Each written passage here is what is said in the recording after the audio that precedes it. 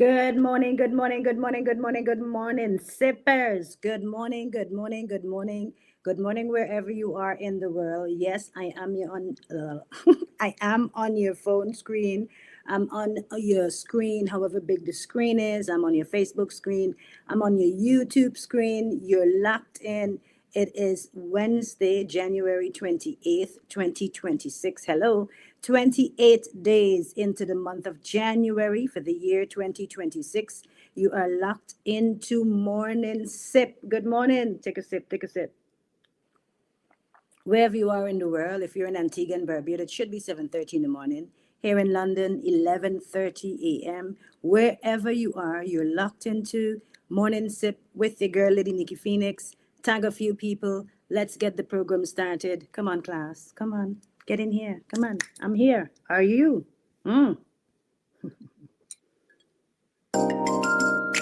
Ever striving, ever seeking, well in love and unity, each endeavoring, all achieving, heal our land. You've graced us with land, sea and beauty.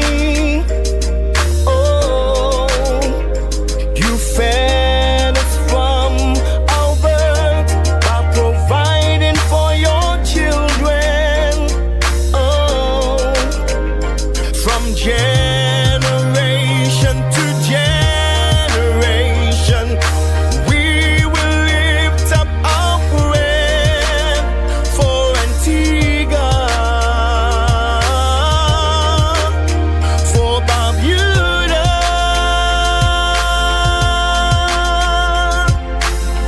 Lord, we pray for Antigua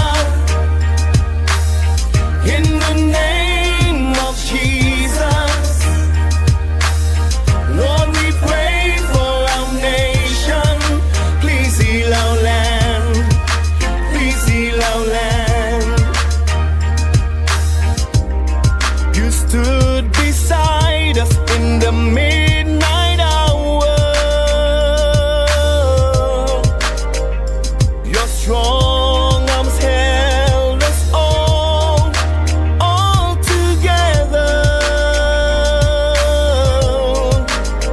Now we bless you in Jesus' name, and we pray for you in Jesus' name, the name above every other name. Proverbs chapter 9. Wisdom had builded her house. She had hewn out her 7 pillars. She had killed her beasts, and she had mingled her wine. She had also furnished her table. She had sent forth her maidens. She cried upon the highest places of the city. Whoso is simple, let him turn in hither. As for him that wanted understanding, she said to him, Come, eat of my bread, and drink of the wine which I have mingled. Forsake the foolish, and live and go in the way of understanding. He that reproveth a scorner getteth to himself shame, and he that rebuketh a wicked man getteth himself a blot. Reprove not a scorner, lest he hate thee. Rebuke a wise man, and he will love thee. Give instructions to a wise man, and he will be yet wiser. Teach a just man, and he will increase in learning. The fear of the Lord is the beginning of wisdom, and the knowledge of the holy is understanding. For by me thy days shall be multiplied, and the years of thy life shall be increased. If thou be wise, thou shalt be wise for thyself. But if thou scornest, thou alone shalt bear it. A foolish woman is clamorous, she is simple, and knoweth nothing. For she sitteth at the door of her house, on a seat in the highest places of the city, to call passengers who go right on their ways. Whoso is simple, she says, let him turn in hither. And as for him that wanteth understanding, She said to him, "Stolen waters are sweet, and bread eaten in secret is pleasant. But he knoweth not that the dead are there, and that all her guests are in the depths of hell." Heal our land. Good morning, sippers. Good morning, class. It's Wednesday, January 28th, 2026. And we're going to get into our program because we've got to stick to the time, starting at 11:30 in the morning, 7:30 Caribbean time.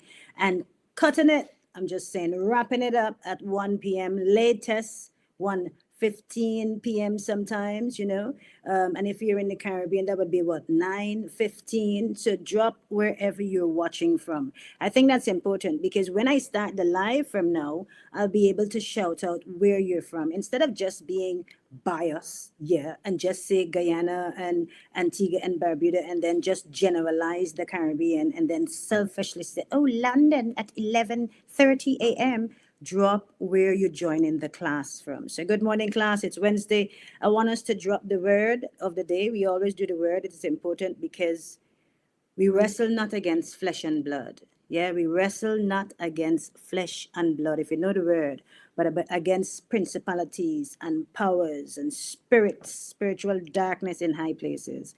So ensure that you always stay prayed up, just stay in yourself, especially in 2026. Just go a little bit more inward and just start securing the space, securing you, securing who you are, securing your worth, securing your value. Just get to know yourself again, get to reevaluate. Like, I'm just saying, it's 2026, 28 days into the month of January 2026. All right. So the word today, our scripture is taken, we're going to go into the book of Proverbs this morning. And this morning when I sat down, there is one scripture that's been on my heart that I've been repeating for the past few months. And then this morning I sat down and that scripture came up, or that scripture in Proverbs came up. And then I decided to read a bit further down, and I'm just going to read a few of the Proverbs. You see, Solomon was a very wise man. Solomon didn't just have his locks and his hair. Solomon didn't just commune with God. To be able to commune with God, when God asked Solomon, what did you want? Yeah, what do you want? What do you want, Solomon? Solomon says he wants understanding. He wants wisdom. And with wisdom, you want the wisdom, the knowledge, but you want the understanding too. So I desire wisdom. And when you want to find wisdom and you want to find the word of God in wisdom, you go into the book of Proverbs. So hear this. This morning's Proverbs is Proverbs 14:14. Write it down, class. Proverbs 14:14. And Proverbs 14:14 has been sitting on my heart, like right there on my chest. That says, the wise woman builds her house, but with her own hands, the foolish one tears hers down. The wise woman, Proverbs 14:14, sisters, the wise woman builds her house, but with her own hands, the foolish one tears hers down. But we're going to go further into Proverbs. We're going to lick some Proverbs this morning. Proverbs 14:2 says, whoever fears the Lord walks uprightly, but those who despise him are devious in their ways. And Proverbs 14:3 says, a fool's mouth lashes out with pride, but the lips of the wise protect them. Going to hit you with another Proverbs 14:4. Where there are no oxen, the manger is empty, but from the strength of an ox come abundant harvests. Let me hit you with one more, please. 14:5. An honest witness does not deceive, but a false witness pours out lies. Come on, let me hit you with another Proverbs 14:6. The mocker seeks wisdom and finds none, but knowledge comes easily to the discerning. Come, I want to give you another one. Proverbs 14:7. Stay away from a fool for you will not find knowledge on their lips. I'm going to link you with another one. Proverbs 14:8. The wisdom of the prudent is to give thought to their ways, but the folly of fools is deception. I'm going to hit you with another one. Proverbs 14:9. Fools mock at making amends for sin, but goodwill is found among the upright. Let me give you another one, man. Proverbs 14:10. Each heart knows its own bitterness, and no one else can share his joy. Should I continue? You need to go into the book of Proverbs. You need to go into the book of Proverbs. And Proverbs 14, 1, 2, 3. Just go all the way down. Yeah? Go all the way down. Good morning. Good morning, class. Let me know where you are, where you're locked in from. Because when I say good morning, I don't want to just generalize and say selfishly, like I said earlier, Antigua, Barbuda, Guyana, the whole works, the whole works. How are you doing? It's Wednesday. How have you been? Take a sip. Take a deep breath. Woosah. Y'all see my nails not finished yet, huh? By the time I play the first clip and come back, we're going to be pinking and cuting with the nails. Hackney? Really, Don, you're in Hackney, London. Lock it in. Lock it in. Okay, I know Carol. Carol, you want to tell people, tell them your business where you at? Where are you from when you join the class? Also, class, I'm going to ask you to tag a few people, and I'm going to let you know what the first clip we're going to play this morning, and I got to let you know what the lineup is today. The lineup is we're going to be talking about Haiti and Venezuela. We're going to be talking about Haiti and Venezuela. I have a guest who's coming on, a professor, okay? Professor Danny Shaw. I know we have Danny Thomas in Antigua, Barbuda, and Danny lived up the Monday night, live on Monday. That's the clip I have for you to play. I'm going to play it in a minute. And you know how Anthony Smith called up Nikki WhatsApp right here on this platform. We're going to get that. But today, this morning's discussion, I'm waiting for my guest because my time is, our time is like maybe 5 to 6 hours ahead of them. And we need to get them settled. I need to wake them up or wait for them to wake up. But Danny Shaw is a professor in the United States. He's an activist. He's been traveling to Haiti. I think he's in Haiti at the moment. He's been traveling to Haiti, traveling to Venezuela. He goes around. He's very, very popular and well known, very credible too. So I'm happy to bring him on the platform to give us some edumacation class. We're going to trademark this word, yeah, for the morning sip. We have to start signaturing our things because everybody want to be a Nikki, but ain't nobody's one Nikki. You know what I mean? Anyway. So he's going to come into class, Danny Shaw, and he's going to give us some education on Haiti and Venezuela. And he's going to give it from an inside perspective because he has associations and conversations, and interactions with other professors and individuals. And he's also going to be bringing along with him a leader from Haiti, from one of the organizations in Haiti. But Danny is going to be translating because our guest is going to be speaking French. So I'm just looking at the WhatsApp and, gauging the time so we can get them on the platform. And the aim to bring them on this morning, again, is edumacation. You like the class word. In this class, on this space, it's always to get education, empowerment, knowledge, understanding. The aim is to awake the sleeping giants. In 2011, and I'm not just saying this, and I can freely say it from the depth of my heart. In 2011, when the Most High God said to me, Nikki, take control of the airways. Like I literally heard that. And I was in communications. I was working at Bodog. And listen, I do know Calvin Air, yes, and I did volunteer at Calvin Air Foundation at T.N. Kernan School way back in the day when Calvin just stepped down in Antigua and did it. Listen, okay? So I'm there, the roots, yeah, deep. So when God says take control of the airways, I was doing communications, and I was, what do you call it? A control specialist with regards to emails. And because it is a gaming company, I would do a lot of collections for accounts and actually try to save accounts and keep more people spending their money at Buddha kind of thing. And all of that just crashed, and we can talk another time about how that happened. But I had to find another way to live, to survive. And I remember in 2011, when I was in that space, that pause, I said, God, I don't want to work for another man again. Like, I don't want my daily bread to depend on if I go to a job and they can pull the rug from under me at any time so fast. Like, you don't belong here anymore. Don't come back. Door is closed, kind of thing, you know? And after putting all your time, your energy, your effort, you see what I do here? This is what I do when I'm putting in. I put my all in. I might be naive to some people, but then after a while, you get to a state where you put boundaries and you just set things up how you set the thing up.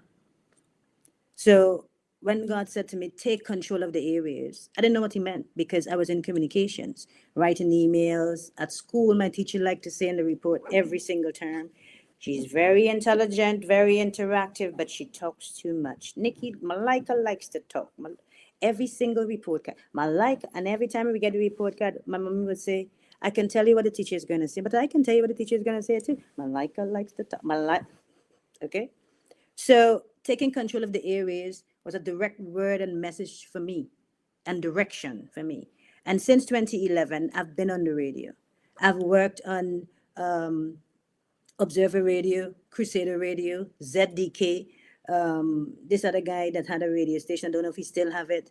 I work on Mr. Carter's radio station. That's 102, 10, was it 101 or 102.3 FM? That's like my ground in 102.3 FM, where he's all the way on the hill. If you're in Antigua Barbuda, you know where Mr. Carter radio station is, and it's all the way on the hill, yeah, lighting a little on the back at the bottom of his house, nice in the little corner and thing, okay. And since then, from then to now, it's always been about people. It's always been about enlightenment, education. It's always been about truth. It's always been about, giving life, speaking life, doing things that bring joy and enlightenment to people, to wake up the sleeping giants. And today in 2026, on this date, January 28th, 2026, I sit here after doing the whole mommy run and everything and doing everything. And I sit here just a few seconds before I put this live on again. And I did a deep breath. And I say, Father, I thank you. And I thank you. I thank the people who've been on this journey. I thank the people who listen to this voice. I thank the people who knows this voice in such a way that this voice carries credibility and integrity. I'm beyond grateful that I keep my hands and heart clean and pure. I don't have hidden agendas. I don't know why I'm saying these things before I play this clip, but we have a little talk, we have a little chat.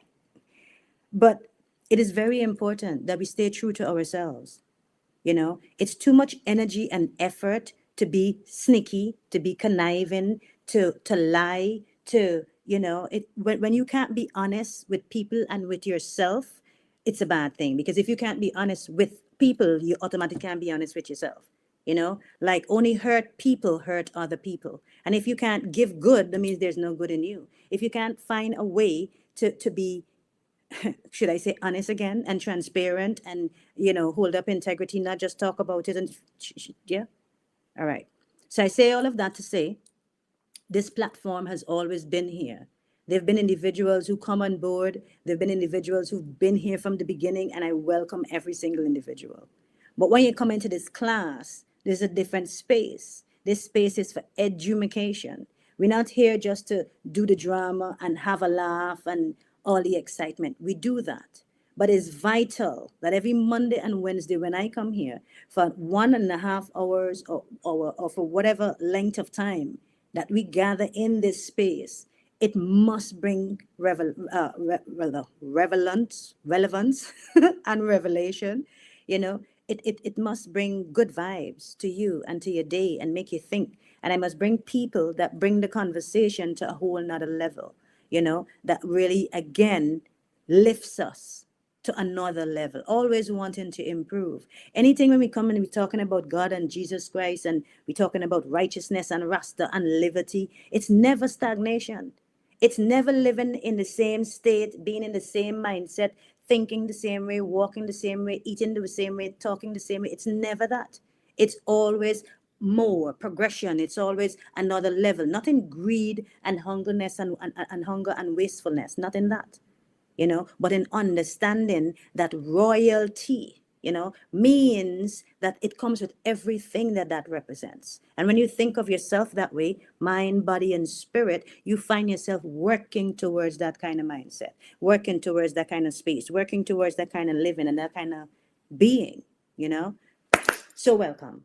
Good morning. That's your little teachers chat, sip, checking in, kind of say, hold it together. Know yourself. Yeah.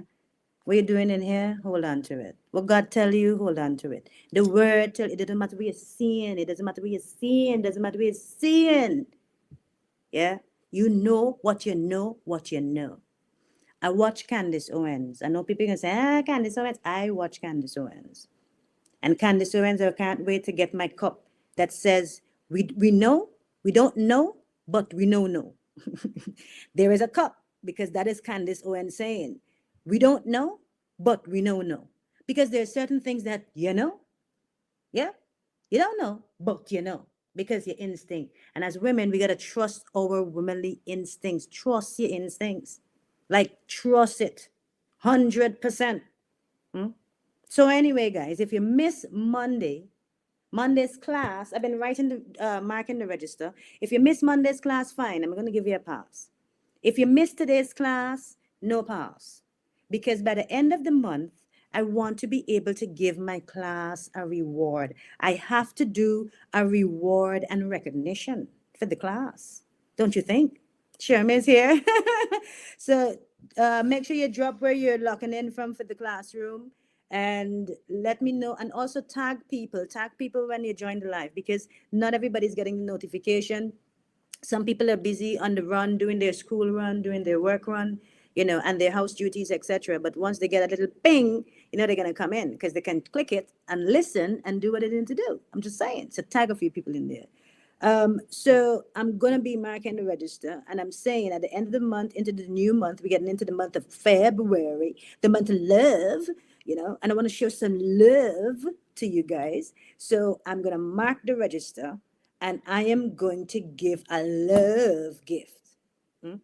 I'm going to give you a love gift. Our rewards and recognition will be held. Our session, our online rewards and recognition will be held online. So if you're not participating, if you're not commenting, if you don't share Nikki live, if you don't tag the live, because I'm not trying to say if you don't buy stars and if you don't buy coffees and all that, because not everybody's at that space. And we understand that the thing difficult. There are individuals who can and who will and who haven't and who should and who will. But for you and everybody, those who've always been here, those who've always been supporting, those who've been making sure that they're in the class, sometimes full class for a whole week. What that means Monday and Wednesday. You got to show up for at least 2 classes. And then you're going to get a nice love gift for Valentine's. Yeah? You're going to get a morning sip love gift. You're going to get a Anyway, let's get the class going. I keep checking my WhatsApp to see if our guest is here. I don't see a message from him as yet. And he did say the timing is a bit early for him, but we're still going to flow. And I actually rescheduled the UPP PRO, Jonathan Wenner, because I had him scheduled for today. And then I mentioned to him that I keep rescheduling this interview with Danny Shaw. So I called him and he understood. So we're going to reschedule the UPP PRO. But again, class, if you missed Monday night live, we had a special live on Monday night with Danny Thomas. And Danny Thomas is experiencing a severe case of psoriasis. And I myself was pretty shocked with the news when it came out. And Danny was on the live. And during the day before Danny did the live, Danny said to me, Nikki, I'm going to send you something. And when I send you something, you're going to know what to do. And I'm like, Danny, don't do that to me. Don't do that to me. I want to know. Danny says, no, Nikki. Oh my, I forget to do the nails. When we go on the break, when we go on this video. Yeah, so Danny said to me, Nikki, I'm going to send you something. And when you read it and you see it, you're going to know what to do. Danny sent me something while we're on the live. And I was like, So I said, Danny, do you give me permission? Do you give Nikki permission to send this to the Honorable Minister? And, he said yes, right there on the live. So if you missed that part, you missed all the hotness. So Danny said yes. So I forward the screenshots to the Honorable Minister, and the Honorable Minister is the Honorable Anthony Smith. Good morning, Sherilyn. So I forwarded right on the live for our Monday Night Live. That's Monday gone. It's right here on the Morning Sip page. Watch it if you haven't. So I forwarded it and I sent a voice note because while I'm live, I wanted to send a voice note to say, listen, this is the message I'm sending. We're live right now. I don't want somebody else to tell you that Nikki said wherever and wherever and wherever. So I sent him the voice note. And then Danny's phone started to glitch up. If you were on the live, you know, teacher speaking the truth. So Danny's phone started to glitch. And I'm like, I laughed. So I said, Danny, don't tell me that is the Honorable Anthony Smith calling you. And then Danny said, yes. I was like, the Honorable Anthony Smith. And then Danny didn't answer. So then the live get heat up because Danny said, may I try reach you since 2024? 2024. You know what I mean? We're in 2026. And a WhatsApp coming here phone with a voice note and it's in the public. Everybody know this now. And you, so Danny didn't answer. But then the Honorable Minister called Nikki Phoenix WhatsApp phone, like right here on the platform. Class, you have to understand that this space carry weight. Somebody say heavy. The word of the day today is heavy. This space is heavy. Our voice is loud. Heavy with truth and facts and fire. I'm just saying. So the Honorable Anthony Smith called and your girl answered and we do the thing right here on the live, on the space, on Morning Sip. But if you miss class, the teacher wants you to be able to have the full syllabus. I don't want you to miss sessions because when it's marking time and exam time, you got to, yeah, you must be able to answer full questionnaire. Theory and practical, you must have solid because this space, no bias, no agenda, just facts. Take this one. Tell him what you think. Give some feedback here. Don't let it just be us talking because we need the help. Danny needs the help. Danny, tell me. No, Nikki, may be honest. It's really I can Anthony only Smith. be real. It's really Anthony Smith. Yes. Yes. Nikki, I can only be real. Mother feel comfortable. I don't feel comfortable. Wait, hey, the live even told the people more Anthony Smith calling me now. Hold on. Honorable Anthony Smith, good evening. I know, the Danny, he said you haven't spoken to him. We send the WhatsApps and so on, and you said you were in class and you never really reached out to him. But he's at the point, and then there's one saying 2025 in March. He said he spoke to you last week. Last week? But think yesterday, the day before yesterday. You say yesterday or the day before yesterday?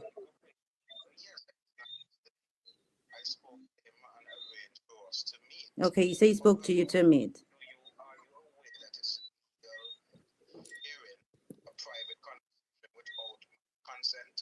So he shared it to me and I shared it to you. So he needed to contact you for your... No, I wouldn't do that. I said I'm sharing it to you while we're live so my audience can know that I sent it to you. And we're not just having a conversation. I'm not that retarded on my platform. I wouldn't do that. 1 second, Anthony Smith. Honorable, I hear you, but Honorable, I wouldn't do that. I wouldn't put that in the public to do that. Like I sent it to you. No, I wouldn't do that. No, I said I'm going to share it to you and send the voice note. That's why I was asking Danny if it's okay for me to send it to you. But he needs the help. Danny needs the help, but Danny's at a point where he's saying he doesn't want the help. But I think he should take the help. Okay. Okay. Persons have to also appreciate that as a politician, hundreds to thousands of people reach out to you because everyone has one second, Honorable. 1 second, Honorable. Yeah. No, but wait. 1 second. I have a live here going. I know. Wait, Honorable. 1 second. I know you call me. Hold on. Honorable Anthony Smith, you're doing a Gaston on me. 1 second. You're doing a Prime Minister on me. 1 second. I'm live. No, the message says that.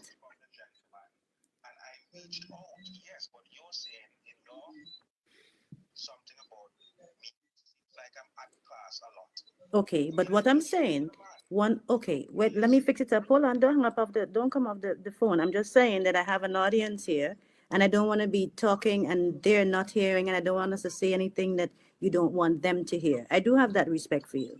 At always, for anybody, you might hear me saying all what I'm saying or whatever.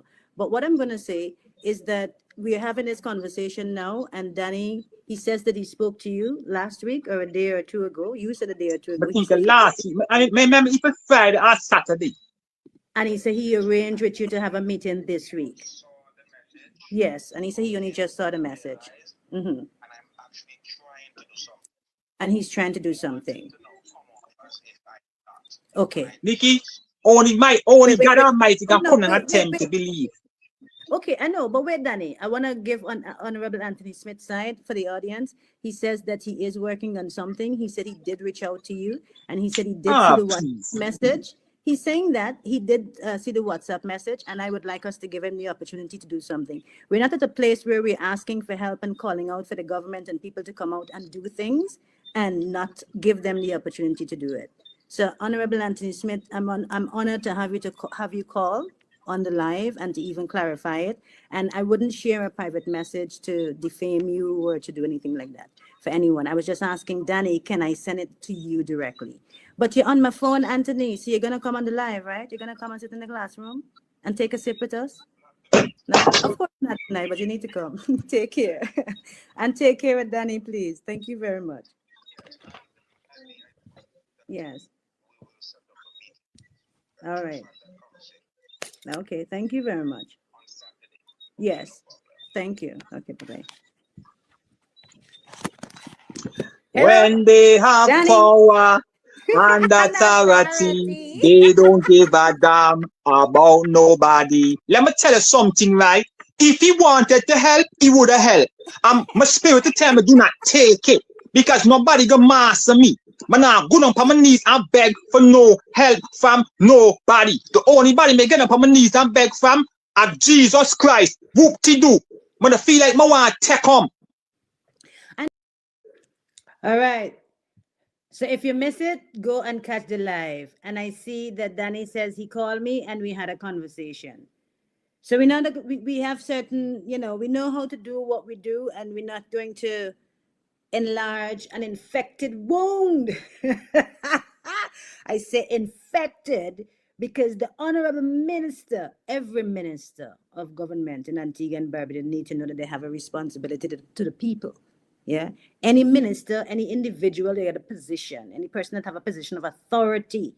If you want authority, you have a responsibility to be transparent and honest and carry integrity. You can't want that from other people and you don't deliver that yourself. You see it? So we're not going to prolong the Honorable Anthony Smith not responding to Danny and the length of time or whatever. We know that Danny is in a situation where he needs the help. And I beg nobody for nothing. And I kiss no shoe. And I kiss no ring. You know what I mean? We are saying it is a responsibility of the government, of the Ministry of Health, because Danny lives in Herbert and he lives in his constituency, as in the Honorable Anthony Smith's constituency. My guess is here, guys. We're going to get into our Haiti and Venezuela conversation. Let me see if he's getting it. I think that's it. Is that it? 1 second. Not Danny Shaw. It's a different Danny. Hey, Danny, tell me if you can get in and check your messenger, because I sent it to messenger too. And send me your email address. Maybe I can forward it to the email too.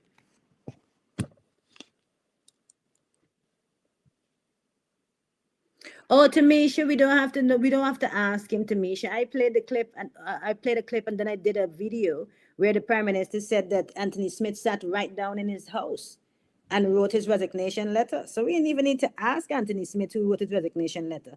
He didn't even get a chance to tell us. The Prime Minister, the Prime Minister mouth rip, and the Prime Minister let it rip, and he said that Anthony Smith was in his house, in a yard, by kitchen table. I don't think he said kitchen table. Maybe by the bend of the dresser. I don't know. But he had the golden pen, and maybe he just signed. But the Honorable Anthony Smith wrote his resignation letter from the UPP in the House of Prime Minister Gaston Brown, who is the leader of the ABLP, in case you missed it.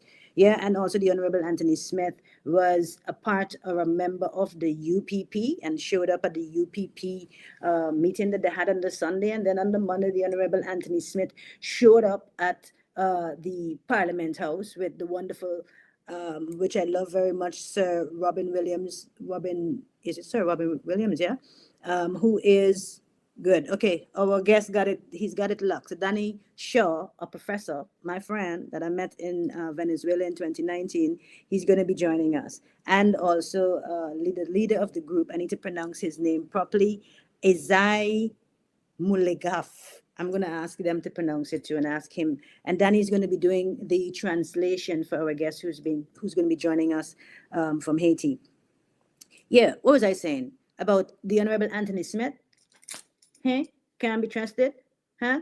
Let me see. I don't know. We have to give people an opportunity to redeem themselves, but he didn't really do well there neither. But Danny said that he called him. Danny, you just know that this line is always open. I'm just saying. Everybody, I want y'all know the line open. Anybody that want Nikki to come and send the thing and spread the word and put a something out there, I'll do it. I'm afraid of nobody. Yeah. Only God afraid. And if God said, don't you dare do that, don't you? We're not going to do it.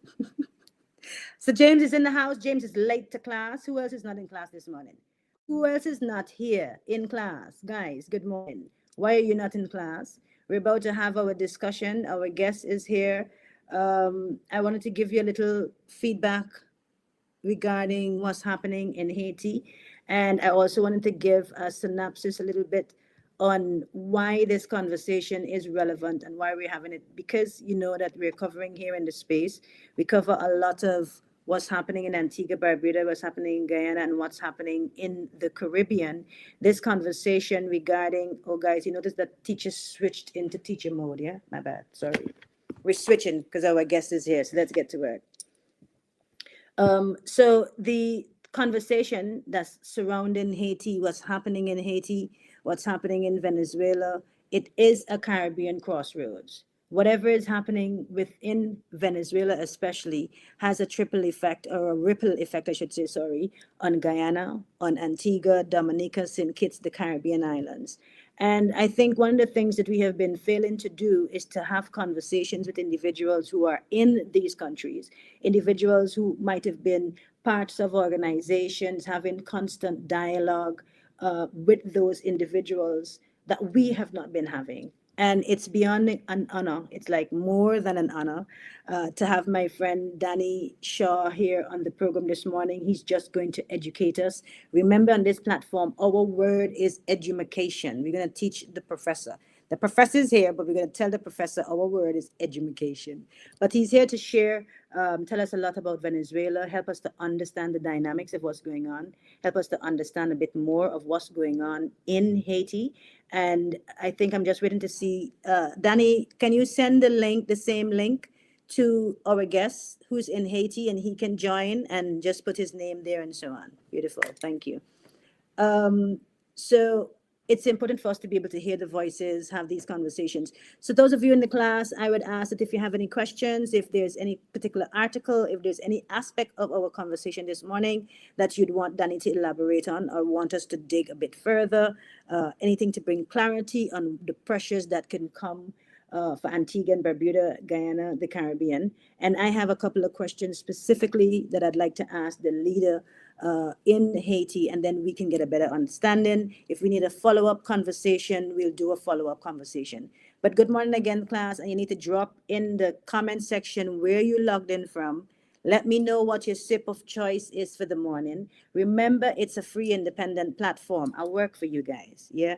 I work for the Most High God, and then the Most High God said the people need to pay you, Nikki. And to do that, you support this independent platform by buying me coffees, one is good, 3 is better, I'm just saying. Buy a cup of coffee, the link is there, and also you can send stars. You can send a PayPal in any way that you can support this work and keep the work that we're doing flowing. This is how we do it. So without wasting any more time, I'm going to add Professor Danny Shaw to our platform here on Morning Sip. Danny. Peace, peace, peace. Nikki, thanks for the Yeah. invite. Good to be here. So much to cover from Venezuela to Haiti. Same struggle, same imperialist enemy. We'll bring in one of the Haitian leaders in a few. Maybe I'll start with a little overview of Venezuela. Mm-hmm. That's where you and I met and got to work together once upon a time, about over 6 years ago. Imagine that. Time flies. But the war against Venezuela did not start with the kidnapping of Nicolas Maduro and Celia Flores, the first lady. The war against Venezuela did not start with the bombing of these different fishing boats starting back in September. The war against Venezuela occurred under the Obama government. It occurred under Trump, the first Trump government. It continues today.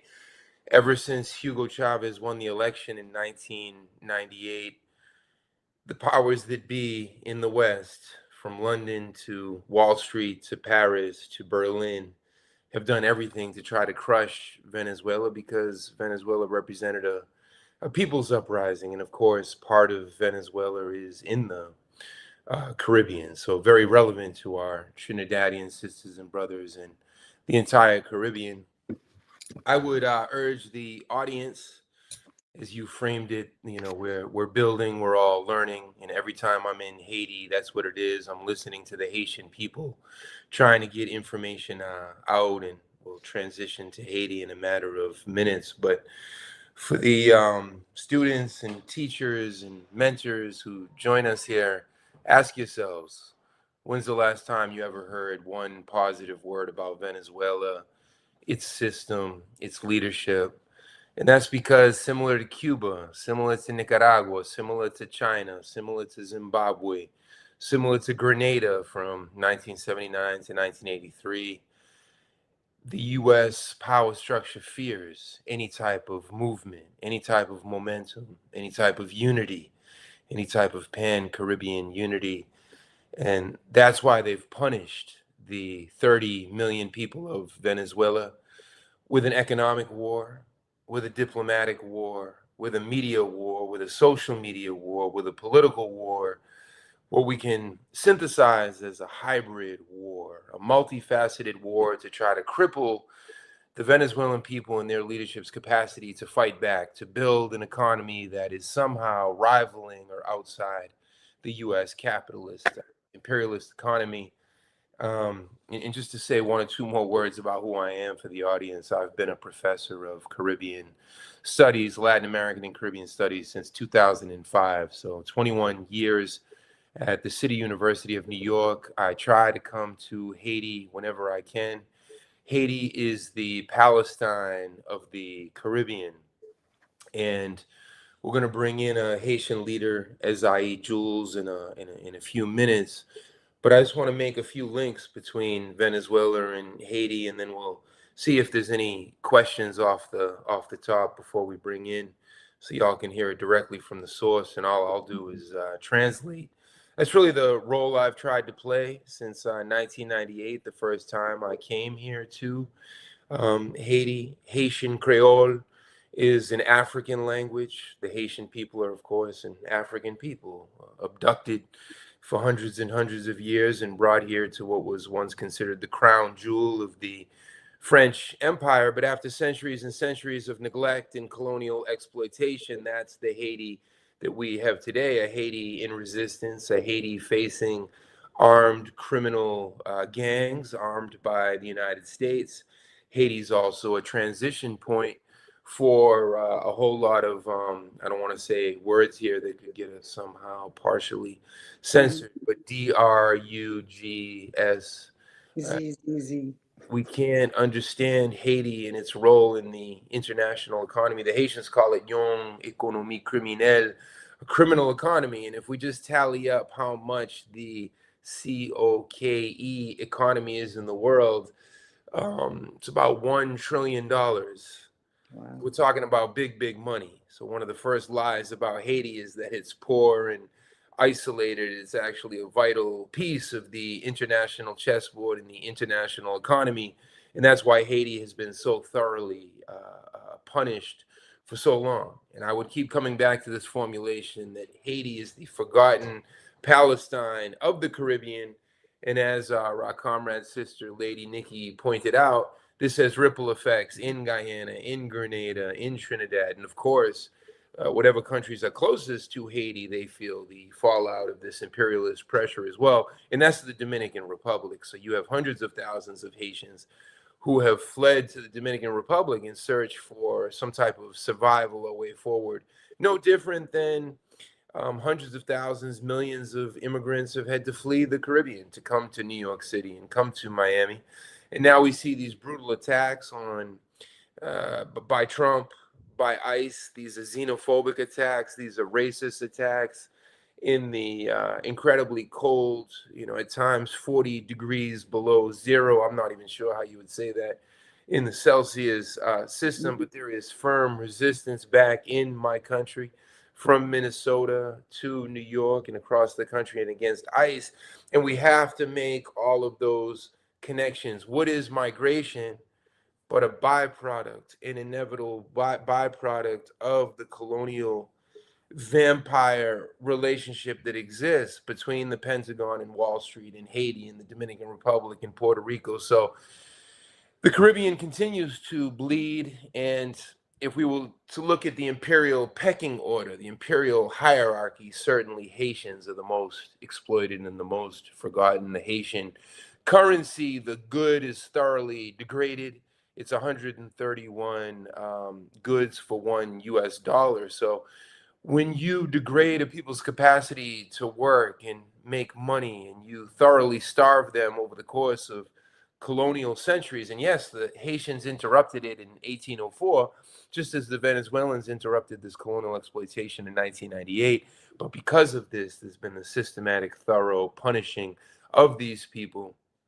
Venezuela supported Haiti in the 2000s into really through 2018 with a project called Petro Caribbean, where Hugo Chavez, Nicolas Maduro, Delcy Rodriguez, this united Bolivarian leadership, a leadership that today the CIA, the New York Times, the Miami Herald, the DEA, that they try to, if you look at a lot of the headlines, it's Delcy Rodriguez can't be trusted by Nicolas Maduro and Diosdado Cabello. They want to try to divide and conquer the Venezuelan revolutionary leadership. That's nothing new. We know that colonialism always uses divide and conquer.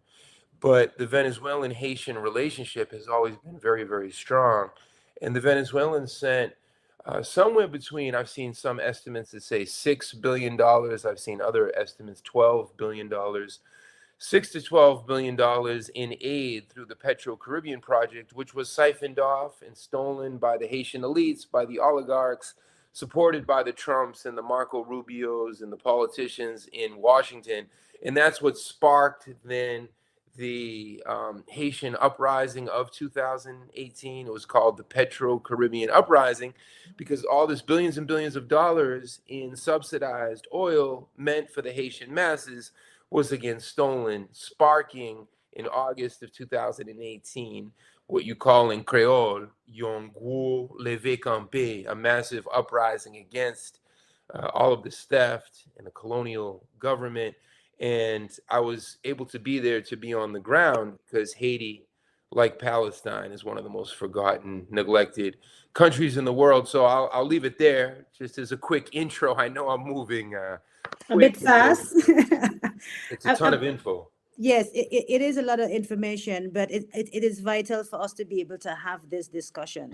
Now, I wanted us to break it down to the man on the street conversation, to understand someone listening in Antigua, in Guyana, in any part of the Caribbean. What is the simplest term or form that you can explain to them what the ripple effect is on the Caribbean, on Antigua, on Guyana, on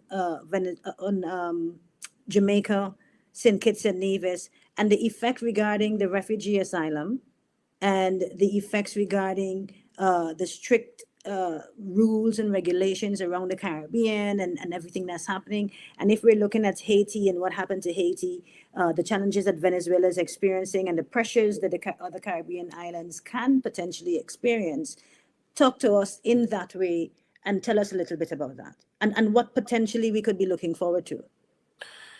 Yeah, the destabilization of Haiti, the multifaceted attacks on Haiti, of course, force the Haitian masses to flee, to try to search for some types of dignity and survival by any means necessary. In Haiti, you say tout partout, that means everywhere. So you have how many millions of Haitians that have been forced into the Dominican Republic, forced into Miami, forced to flee to Paris. No different than how many Caribbeans now for decades and decades have been forced to take up residence in London and Manchester and Liverpool precisely because of the colonial dynamics, which are ongoing.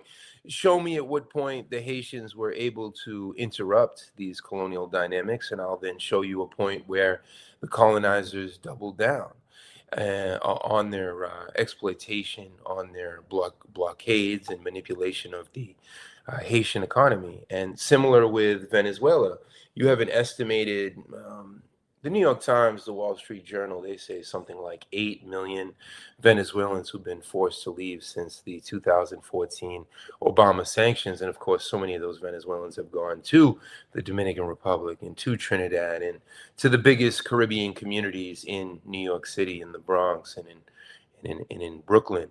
But the way the capitalists have framed this is that the Venezuelans have left because of Nicolas Maduro. That's all we've ever heard in the West. And what I'm positing is I'm saying, no, it's because of a war on Venezuela. It's because of the Obama era sanctions. When you surround a country, when you cut them off from the ability to develop their oil and sell their oil, it's a country that was historically exploited. So the U.S. knew that through their different blockades, they could force millions of Venezuelans to have to be able to leave their country.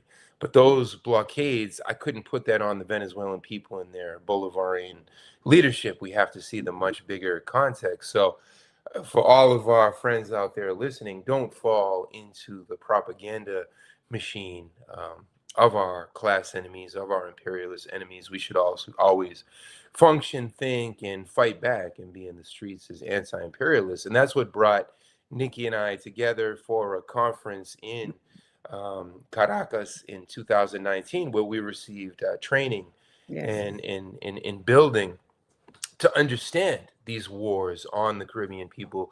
Caracas has long functioned as a revolutionary epicenter where trade union leaders and women's leaders and peasant leaders from across the Caribbean and across Africa and the exploited world, similar to the dream of Ernesto Che Guevara of a tri-continental Congress. And one could say that the Chavistas and Hugo Chavez and Nicolas Maduro picked up that torch, that revolutionary torch from the Ernesto Che Guevaras and the Fidel Castros. I mean, there's so many Caribbean leaders, pan-Caribbean leaders, the Dr. Walter Rodneys and the Maurice Bishops, all of these leaders who inspire us today, who've been assassinated by imperialism, would surely be standing today with the Venezuelan masses and with the Haitian masses against all of this theft. But Haiti bleeds its citizens. To directly answer Nikki's question, to make it relevant to a pan-Caribbean audience,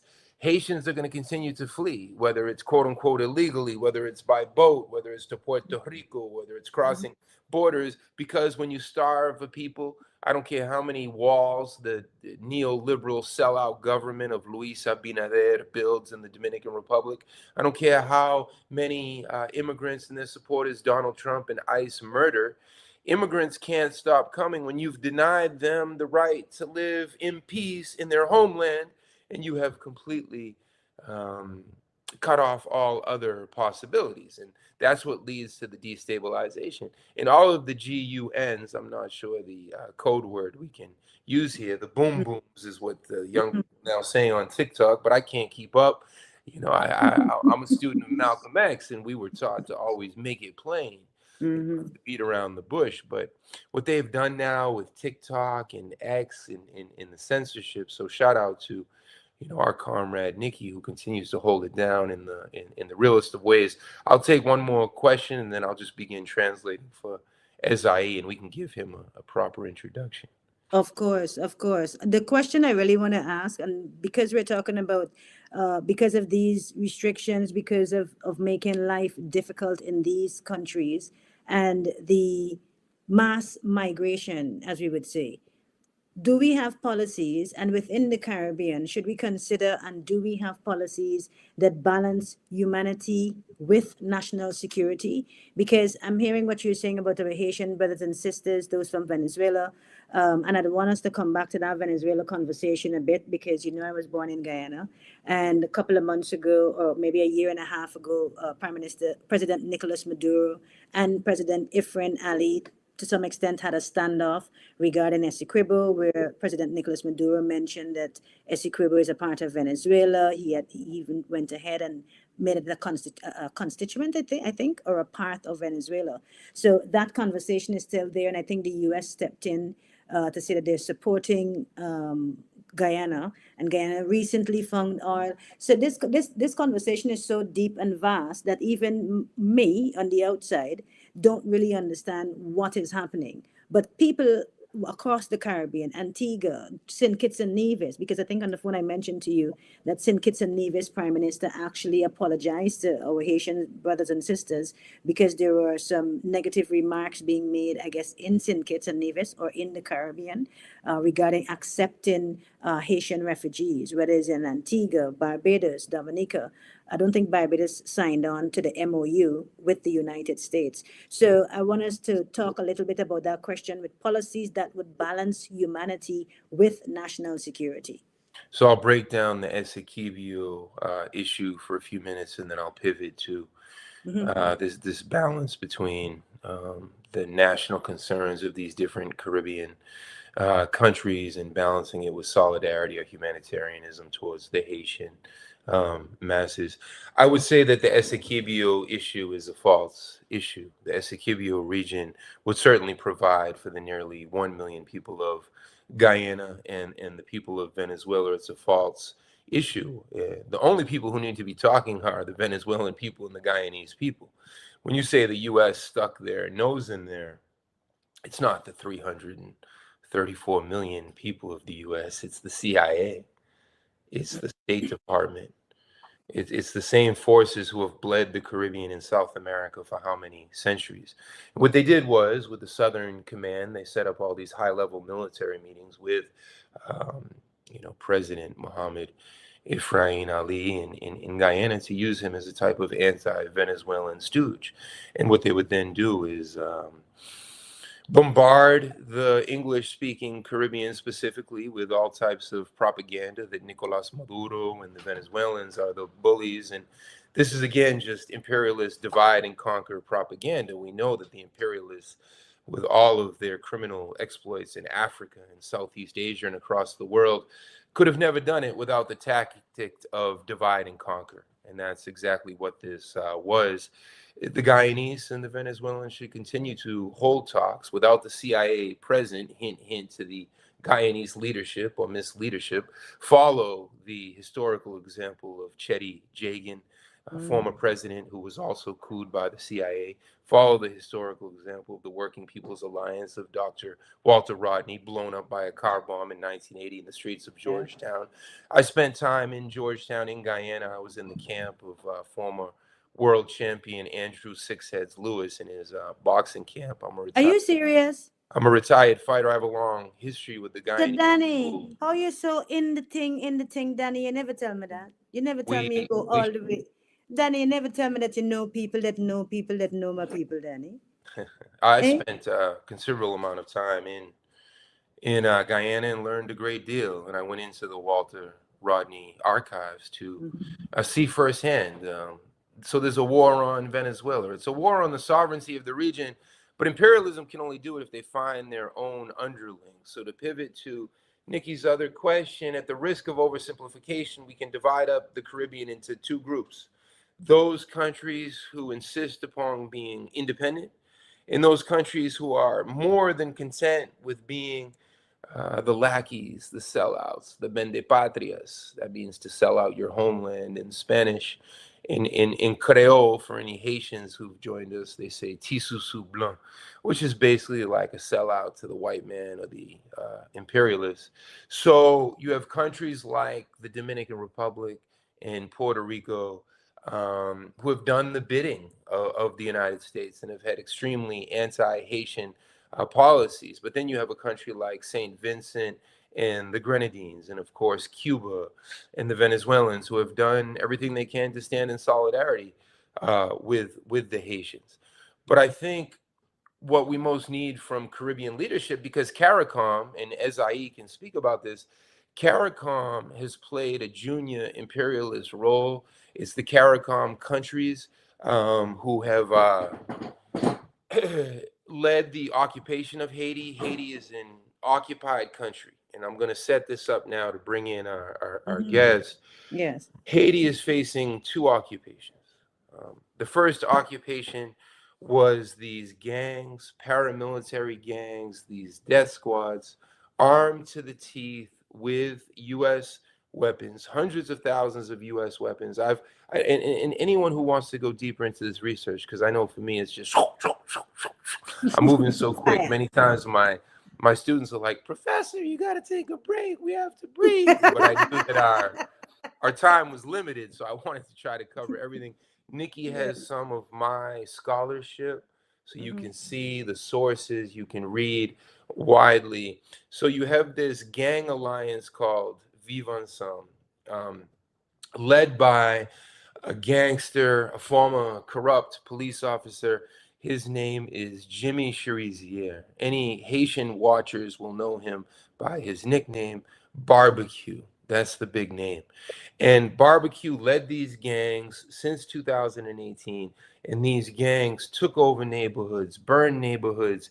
You have hundreds of thousands of families displaced in Port-au-Prince, displaced in other areas of Haiti. But there are some areas of Haiti, like where I've been, because if I have death threats against me and all this stuff from Barbecue, I can't go into those different areas, or it would clearly be way too risky trying to go home to my children and family for all the right reasons. But this is not about me. This is about the Haitian masses. I just hope that I can translate what they've lived through. But now Washington and Paris and Montreal, the usual suspects, they're the ones that created this whole gang alliance to take over the neighborhoods. But now they're invading Haiti. Donald Trump has committed 5,500 UN troops. You have the Kenyan police. So the new colonial model, and this is where we get deep into the pan-Caribbean effect. What the U.S. will do now is they'll kick a little bit of money to Kenya. They'll give a little bit of money to Guyana. And what these countries will then provide through CARICOM, through the Organization of American States, through the UN, they'll provide the bodies, the soldiers, the cannon fodder to go occupy Haiti or to go occupy Palestine. So what they do is they hire the mercenaries to do all the dying. So the leader you're going to hear from is a survivor of the gang attacks. He's lost many loved ones close to him. It wasn't just his home and his street, it was his entire neighborhood, a complex of 125,000 Haitians, one of the most revolutionary neighborhoods in Port-au-Prince. They were all burned out of their homes with U.S. weapons by Barbecue and Kempes and these other gang leaders. And the most important thing that I can do is Ezai Jules. So I'll translate for Ezai, Nikki, and you can ask away. So the dialogue is from Caribbean to Caribbean. Yes. Blessed, my brother. It's an honor to have you on the live. Welcome to Morning Sip. Moi, content tout pour me espace ça pour nous parler parce que il y a un silence total et c'est ça qui a passé en Haïti. C'est un plaisir. It's an honor for me as well. I'm truly excited to be here because there's an absolute silence surrounding my homeland, Haiti.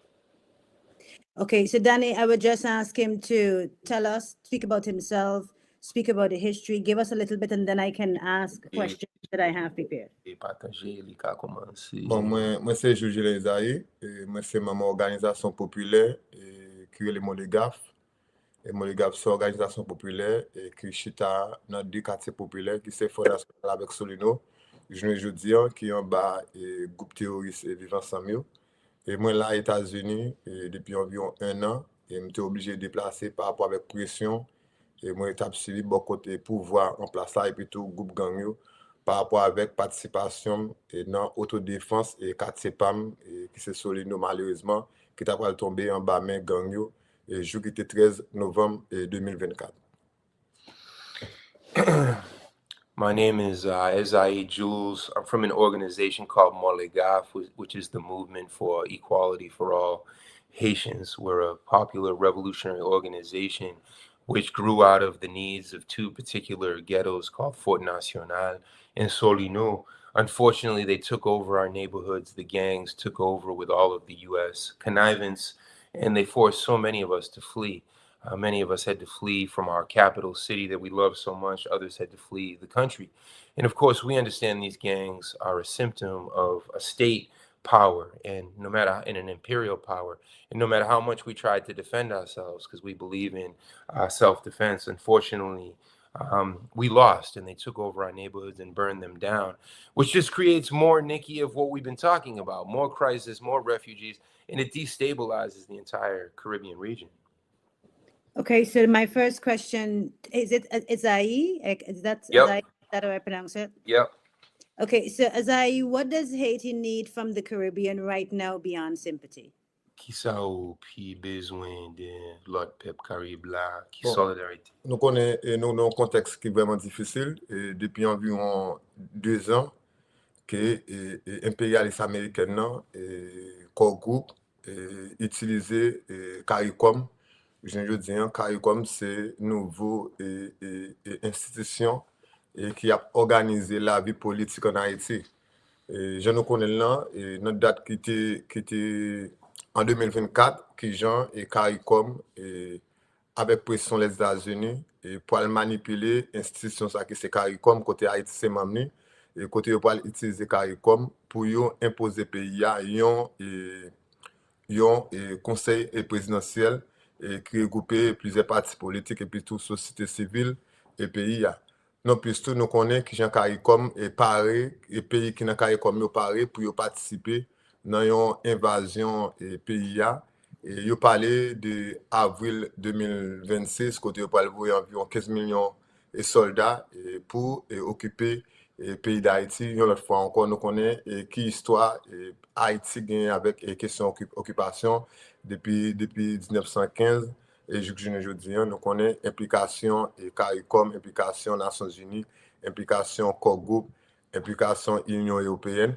Et c'est même CARICOM ça qui a imposé pays en l'autre transition et après 7 février 2025-26 et côté mandat et conseil présidentiel là et bout qu'on y a organisé la vie politique là j'ai été fait en 2024 et nous connaissons tout et qui Jean pays dans CARICOM yo et commencer à faire question raciste envers Haïti. Je nous connais le côté président et Curaçao a même dit il est prêt pour recevoir migrants et qui a sorti tout notre pays mais il n'est pas prêt pour recevoir migrants et haïtiens. Pendant ce temps nous connaissons qui force Haïti gagne dans Caraïbes là nous connaissons l'histoire d'Haïti et je dis c'est des pays qui sont indépendants gagne des batailles bien-être gagne des batailles pour droit mon cap dans mode là Haïti c'est pionnier parce que c'est Haïti qui était fondé dans la première nation et quand elle te dit tout le monde et c'est monde. Woo! You I got was all just that? about to say that's a lot.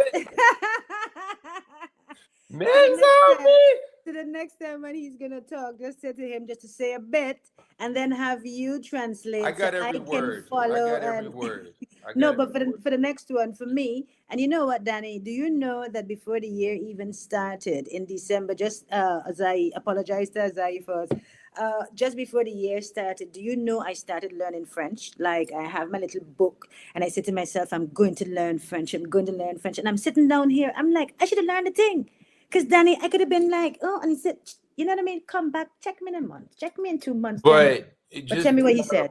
just to Yes. clarify for the audience, because there's so Yes. much confusion. Haitians don't speak French. French is the colonial They don't imposed speak French. language. What you just heard is not French. That's an African language. That's Creole. Are you If serious? someone thinks that's French, they're sorely mistaken. Does that sound like French? That's an African language. Mais ça me li pense wap pale français, m'a expliqué pour you. Parce que yo pa konen ki bon moun ap sorti na It's Haiti. an African language. What is It's the an, look at the Haitian people. It doesn't get much more African than that. They were just kidnapped, and then that's what he was just talking about, overthrowing the slave masters. But Creole is 100% an African language. Of course, there's French thrown into it from the colonial experience. But if you listen to the rhythms and the tones and the syncopation, it's an African language. But let me translate word for word what he said. He said that we have to understand the relationship between CARICOM and the Haitian people. The imperialists have tried to use CARICOM as a way to, as a type of lackey power, as a type of proxy power. But the true power resides in Washington and Ottawa and in Paris. But they use CARICOM as a type of house slaves, if you will, to intervene into the political life of my homeland of Haiti. And of course, we're supposed to be a member with a voice in CARICOM, but they don't respect us. They just impose upon us. So it was CARICOM under the auspices of the United States that created this fake transitional presidential council called the CPT, where we have 9 different presidents who supposedly come from civil society, but they don't represent us. So right now we live under a type of unelected, undemocratic dictatorship, and CARICOM has played a big role in this. We have a long history of invasion, and right now they're invading us again from Kenya, from the US, from the UN, from these different Caribbean countries. The soldiers from Guyana, Jamaica, Bahamas, El Salvador, Guatemala, etc., under the auspices of the EU in the US. We're supposed to have elections. It's Constitution Day, February 7th, which is about 2 weeks away or less. But these institutions will not allow us to have actual free elections, because if the Haitian people can vote, of course, we're going to vote people into power who we trust, and that the US and the CARICOM underlings would never trust. I also want to point out the racism that continues to exist in the Caribbean against us. In Curacao, we heard from Curacao and their misleadership, how racist they are. They said they have no problem accepting some immigrants, but no Haitians. Have they forgotten the true history of Haiti? Have they forgotten about the 1804 revolution? Where's their solidarity? Don't they understand that we continue to be punished precisely because we were the first blacks to free ourselves, not just in the Caribbean, but in the world? Wow. This is a lot, in a sense of a lot of information. It's a unique opportunity. Zaid, and I'll talk slowly so you can translate, Danny, so we can flow the conversation and I can get him to be a more engaged in the conversation. But this is an honor. I want to say, Zaid, it is an honor to have you on the platform, to be able to have this discussion with you, because as a Caribbean investigative journalist, you can keep going. I can keep up with you. I'm quick. Keep going. I got you. As a Caribbean investigative journalist and covering the news in Guyana, Antigua, and the Caribbean, hearing about our Haitian brothers and sisters, the perception is that our brothers and sisters are violent. Everything about Haiti is somewhat labeled and tagged like with Africa. You know, that we're behind, that we're violent, that there's nothing good that can come from us. And there is also that mentality and that fight between Caribbean brothers and sisters and our Haitian brothers and sisters, not understanding that we're all one people and we're from one place and we have one fight. So I'm beyond grateful for you taking this time, and also for you standing and fighting for your people in Haiti. So I just wanted to say that. Beautiful, beautiful. So the next question I want to ask is, how do you respond to the global portrayal of Haiti? And that was the lead up to my question. That's why I Comment said. vous sentez devant tous les attaques idéologiques dans la presse contre Haïti, sur les réseaux sociaux, la presse? Bon, Haïti son pays qui est vraiment difficile, et surtout nous connaissons que gens presse yo contrôlé par ça nous les oligarques yo. Et depuis un bon bout de temps, c'est oligarques yo qui kembe ça relè la presse là. Et je veux dire, on a fait face carré avec une autre réalité par rapport avec évolution et ça qui est pour avec les réseaux sociaux. Mais 90% monde qui sur les réseaux sociaux en Haïti, et c'est le monde qui pas comprendre vraiment la réalité haïtienne. Et vraiment monde qui t'a parlé de réalité haïtienne, c'est le monde qui a Haïti ou bien Port-au-Prince. Nous connaissons les difficultés qui gagnent par rapport avec les questions Internet. Je veux dire, il est vraiment difficile pour un Haïtien d'utiliser les questions Internet. Shorter answers, shorter answers. Eu falei que eu reponho um Jean Coot pour traduzir o So I'm just telling him the shorter answers because I can do it either way, but I'm following you're the hostess with the mostest. We Haitians are facing a very difficult situation. The war on us is an ideological war. It's a press war, and it's a social media war. We know who controls the press. It's the oligarchs. It's the elites. It's the billionaires. And it's been this way for a long time. That's the essence of capitalism. We have to take a especially close look for all the investigative journalists and others out there. Look at the role of social media. 90% of people on social media don't understand anything about my homeland, about Haiti. If you've never been in Port-au-Prince, if you haven't seen our capital burned down and occupied by these gangs in 4 foreign occupations in the past century, how could you ever understand? So the internet and social media is one of the Haitian masses' biggest enemies, because the gangs have used social media. So they burn down a village, they burn down a town, but then they go on social media and they say, we're revolutionaries, we're doing this for the revolution. Similar to maybe something we saw in Liberia or Sierra Leone in the 1990s.